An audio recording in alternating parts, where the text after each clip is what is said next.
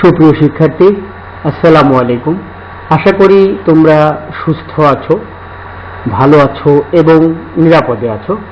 আমি আজকে তোমাদের বাংলা প্রথম পত্র থেকে একটি কবিতা উপস্থাপন করব।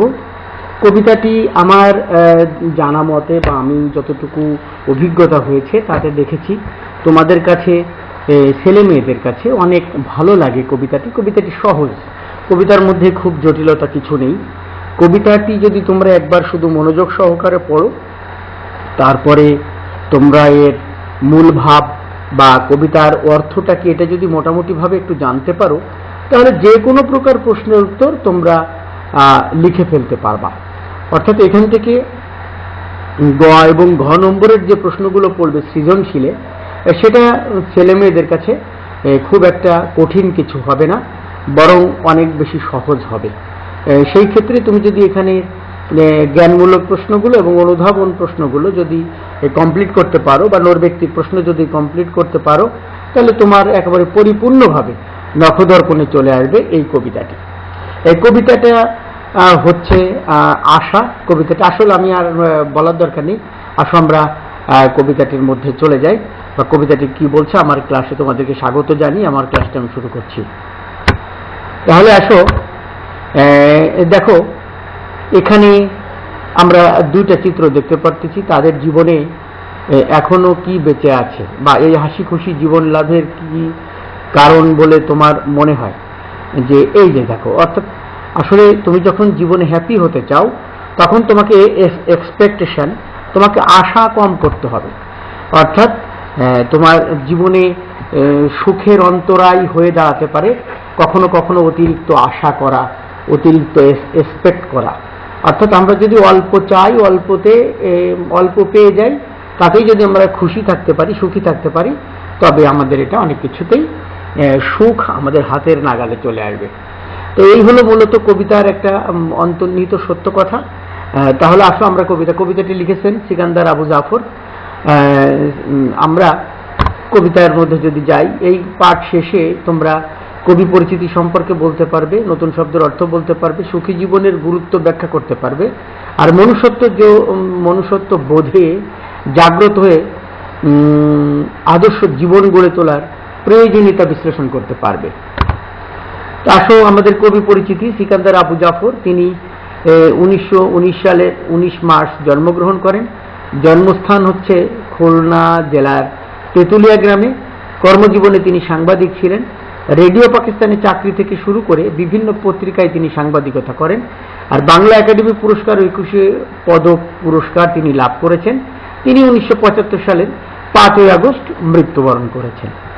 তো এই হলো কবি পরিচিতি। তবে আমি এতটুকু অল্পের মধ্যে না, আমি তোমাদের এখন যে কথাটা বলতে চাই, তোমরা তোমাদের মূল বইয়ের মধ্যে এনার সম্পর্কে যে কবির সম্পর্কে যে ব্যাখ্যাটুকু করা আছে, তোমরা সেখান থেকে তোমাদের জ্ঞানমূলক প্রশ্নগুলো সুন্দর করে কমপ্লিট করে নেবে। এরপরে আসো, তিনার উল্লেখযোগ্য কাব্যগ্রন্থ রয়েছে বৈরী বৃষ্টিতে, বৃশ্চিক লগ্ন, তারপরে প্রসন্ন শহর, তিমিরান্তিক এবং মালব কৌশিক। আসলে তোমাদের যে কবিতাটা, এই কাব্যগ্রন্থ থেকেই সংকলিত হয়েছে আর কি। তা এই হলো আমাদের মোটামুটি আমাদের এই আশা কবিতার কবি পরিচিতি এবং ইচ অ্যান্ড এভরিথিং। এখন আমরা কবিতার মূল্যায়নে কবির জন্মসাল পারবে তোমরা, কর্মজীবনে তিনি কি ছিলেন, তিনি কি কি পুরস্কার লাভ করেছেন, তার কোন গ্রন্থ থেকে আশা কবিতাটি সংগৃহীত হয়েছে, এটা আমরা বুঝতে পেরেছি। তো আশা কবিতাটা আমি তোমাদেরকে আগেই বলেছি, আমি এই কবিতাটার মধ্যে কঠিন কিছু পাইনি। তোমরা সহজেই কবিতাটি বুঝে ফেলতে পারবে যে আমি সেই জগতে হারিয়ে যেতে চাই যেথায় গভীর নিশুত রাতে জীর্ণ বেড়ার ঘরে নির্ভাবনায় মানুষেরা ঘুমিয়ে থাকে। ভাই, কবি নিজে একটা আশা ব্যক্ত করেছেন, প্রত্যাশা ব্যক্ত করেছেন। তিনি বলছেন আমি সেই জগতে হারিয়ে যেতে চাই যেথায় গভীর নিশুত রাতে জীর্ণ বেড়ার ঘরে নির্ভাবনায় মানুষেরা ঘুমিয়ে থাকে। ভাই, কবি এমন একটা জায়গায় হারিয়ে যেতে চান যেখানে গভীর রাতে জীর্ণ বেড়ার ঘরেও মানুষ একেবারে নির্ভাবনায়, কোনো রকম কোনো ভয় নেই, শঙ্কা নেই, এরকম একটা অবস্থায় ঘুমিয়ে থাকে। এরকম জায়গায় কবি হারিয়ে যেতে চান। যেথায় লোকে সোনা রূপায় পাহাড় জমায় না, বৃত্ত সুখের দুর্ভাবনায় আয়ু কমায় না। কবি বলছেন যে এমন এক জায়গায় তিনি যেতে চান যেখানে সোনা রূপার পাহাড় জমাবে না মানুষ, এবং বৃত্ত সুখের দুর্ভাবনায় আয়ু কমায় না। অর্থাৎ আমরা যখন ভাবনা চিন্তা করি, দুশ্চিন্তা করি, তখন আমাদের আয়ু কমে যায়, এরকম করে আমরা বুঝতে পারি, শুনতে পারি। সেই কারণে নির্ভাবনায় তারা ঘুমিয়ে থাকে তারা, যাদের কোনো কিছু নাই। কিন্তু যাদের অনেক কিছু আছে এবং তারা এই বৃত্ত সুখের শুধু চিন্তা করে, তখন সেই দুর্ভাবনায় তাদের আয়ু কমে যায়। যেথায় লোকে তুচ্ছ নিয়ে তুষ্ট থাকে ভাই, সারাদিনের পরিশ্রমেও পায় না যারা খুঁজে একটি দিনের আহার্য সঞ্চয়। কবি বলছেন যে যেথায় লোকে তুচ্ছ নিয়ে তুষ্ট থাকে, অর্থাৎ এমনও মানুষ আছে যারা সামান্য কিছু, অনেক কিছু নেই, যাদের ধন দৌলত, টাকা পয়সা, সোনা রূপা, সমস্ত অনেক কিছু নাই, সামান্য কিছু আছে, অথচ তারা এটা নিয়েই সুখে থাকতে চান। সেরকম মানুষ সারাদিনের পরিশ্রমের পায় না যারা খুঁজে একটি দিনের আহার্য সঞ্চয়, অথচ তারা সুখে থাকে অনেক বেশি, তাদের কোনো রকম কোনো এক্সপেকটেশন নেই, চাওয়া পাওয়া নেই। তবু যাদের মনের কোণে নেই দুরাশা গ্লানি, নেই দীনতা, নেই কোনো সংশয়। কবি বলছেন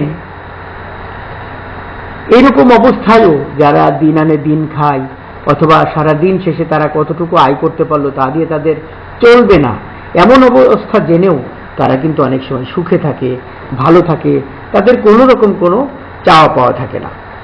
যেথায় মানুষের বাসতে পারে ভালো, প্রতিবেশীর আধার ঘরে জ্বালতে পারে আলো। কবি বলছেন যে যেখানে মানুষ মানুষকে ভালোবাসবে এবং প্রতিবেশীর আধার ঘরে আলো জ্বেলে দেবে। দেখো এখানে কবিতার মধ্যে অবশ্যই উল্লেখ দেখানো হয়েছে যে দেখো প্রতিবেশী হয়তো ক্ষুধার্ত আছে, তাদের মাঝে খাবার বিলিয়ে দিয়ে কত মানব কল্যাণে কত রকম সেবা করছে, এরকমও মানুষ কিন্তু আছে। কবি সেই সমস্ত জায়গায় যেতে চান। সেই জগতের কান্না হাসির অন্তরালে ভাই আমি হারিয়ে যেতে চাই। কবি সেই সমস্ত জায়গায় যেতে চান যেখানে অনাবিল সুখ শান্তি, সামান্য একটা বেড়ার ঘরে থেকেও যাদের দুর্ভাবনা নেই, পক্ষান্তরে যারা অনেক টাকা পয়সা অথচ বিত্ত বৈভবে সুখের আশায় আরো চায় মনে করে যারা তাদের আয়ু কমিয়ে ফেলে, কবি সেই সমস্ত জায়গায় যেতে চান না। যারা অনেক পাহাড় সম্পদ গড়ে তোলে, পক্ষান্তরে যার প্রতিবেশী অভুক্ত অনাহারে থাকে, কবি সেখানেও যেতে চান না। কবি সেই জায়গাতে যেতে চান যেখানে এরকম প্রতিবেশীদেরকে সহযোগিতা করা হবে, অন্যের দুঃখে দুঃখী হবে মানুষ, বড় কোনো এক্সপেকটেশন থাকবে না, এবং হতাশার জালে যারা জড়িয়ে থাকবে না, হতাশায় নিমজ্জিত হবে না যারা, কবি সেই রকম একটা জায়গায় যেতে চায় না। তা আমি জানি, বলেছি তোমাদের, তোমরা জানো যে কবিতাটা আসলেই চমৎকার এবং অর্থপূর্ণ, এবং আমাদের সুখে থাকার জন্য এই কবিতাটা আমাদেরকে একটা দিক নির্দেশনা দিয়েছে। আমরা পারিবারিকভাবে, ব্যক্তিগত জীবনে আমরা কিন্তু এরকম করে যদি এরকম অনেক বেশি প্রত্যাশা না করি তো আমরা সুখে থাকতে পারি। আচ্ছা, জীর্ণ হচ্ছে ভগ্ন অবস্থা, তুষ্ট হচ্ছে খুশি থাকা, সঞ্চয় হচ্ছে জমা করা। পৃথিবীতে অনেক মানুষ আছেন দরিদ্র হলেও অর্থবিত্তের পিছনে ছুটেন না, যারা সোনা রূপার পাহাড় জমান না, গভীর রাতে তারা ভাঙা বেড়ার ঘরে নির্ভাবনায় ঘুমান, আর তারা অল্পতেই সন্তুষ্ট থাকেন। সারাদিনের হাড় ভাঙা খাটুনি খেটেও তারা হয়তো আহার করার মতো কিছু পান না, তবুও তাদের দুঃখ নেই। এত দারিদ্র্যের মাঝে থেকেও তারা সুখী, কোনো দুরাশা বা গ্লানি তাদের গ্রাস করতে পারে না, বরং তারা মনুষ্যত্ব বোধের চেতনায় জাগ্রত। দরিদ্র হওয়া সত্ত্বেও তারা মানুষকে ভালোবাসেন, প্রতিবেশীকে সাহায্য করেন। কবি মনুষ্যত্বের অধিকারী এসব মানুষের সান্নিধ্য পেতে চান এবং তাদের মাঝে হারিয়ে যেতে চান। কবির মতে এরাই হচ্ছেন সত্যিকারের মানুষ। তাহলে আমি মনে করি যে কবিতা তোমরা বুঝতে পেরেছ। কবিতার মধ্যে জটিল কিছু নাই, তবে এখানেতে যে কিছু শব্দার্থগুলো রয়েছে, কবিতার মধ্যে কবি পরিচিতি রয়েছে, তোমরা সেটা চমৎকারভাবে পড়ে নেবে। তারপরে কবিতাটাকেও দু একবার পড়বে, তারপরে মনে করি তোমরা যে কোনো সোর্স থেকে তোমরা নৈর্ব্যক্তিকগুলো পড়বে। আসলে নৈর্ব্যক্তিকগুলো পড়লে কি হয়, এই কবিতাটা তুমি কেমন করে বুঝতে পেরেছো। যদি কবিতাটা বোঝার ক্ষেত্রে কিছুটা ঘাটতি থেকে থাকে, কিন্তু বিভিন্ন অ্যাঙ্গেলে বিভিন্ন কায়দা করে যখন তোমাকে বিভিন্ন প্রশ্ন করা হয়, সেটা জ্ঞানমূলক, অনুধাবনমূলক, উচ্চতর দক্ষতা, প্রয়োগমূলক, যে প্রশ্নগুলোই তুমি পাও না কেন, এই প্রশ্নগুলো পড়ার পরেও, প্রশ্নগুলোর উত্তর জানার পরেও দেখবা কি যে তোমার চমৎকার একটা উন্নতি হয়ে যাচ্ছে, কবিতাটা তোমার বোঝার ক্ষেত্রে কোনো ব্যতয় থাকছে না। এমনিতে হয়তো তুমি কবিতাটা বুঝতে পেরেছো, তারপরে আরো চমৎকার হয়ে যায় সেটা তোমার মানে আরো সুন্দর করে বোঝার জন্য। আবার সাথে সাথে যদি তুমি কবিতাটা পড়ে যদি আবার প্রশ্নোত্তরগুলো পড়ো, তাহলে দেখবা যে কবিতাটাও যেমন তোমার কাছে চমৎকার হয়েছে, তদ্রূপ এখান থেকে যে প্রশ্নোত্তরগুলো পড়লে সেই প্রশ্নোত্তরগুলো জেনে বুঝে লেখার জন্য যে জ্ঞান বা যে দক্ষতা বা যে যোগ্যতা তোমার দরকার, সেটা কিন্তু তোমার ইনশাল্লাহ হয়ে যাবে। তা আমি সেই জন্য তোমাদেরকে অনুরোধ করব, কবিতাটা তোমরা চমৎকারভাবে পড়ে নেবে, কবিতাটার মূল ভাবটাও তোমরা করে নেবে, তবে তোমাদের কোনো সমস্যা হবে না ইনশাল্লাহ।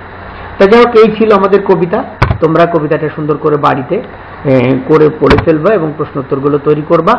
এখন আমি তোমাদেরকে একটা অনুরোধ করব যে কবিতাটা পড়তে যে কবিতাটা পড়ার পরে যদি কোথাও মনে করো যে এই কবিতা অথবা এই কোনো কবিতাই তা না, আরো অন্য কোনো কবিতাও যদি তোমাদের কোনো সমস্যা কোথাও থাকে, বাংলা গদ্য পদ্য যে কোনো জায়গা থেকে, তাহলে তোমরা আমাকে জানিয়ে দেবে বা জানাবে।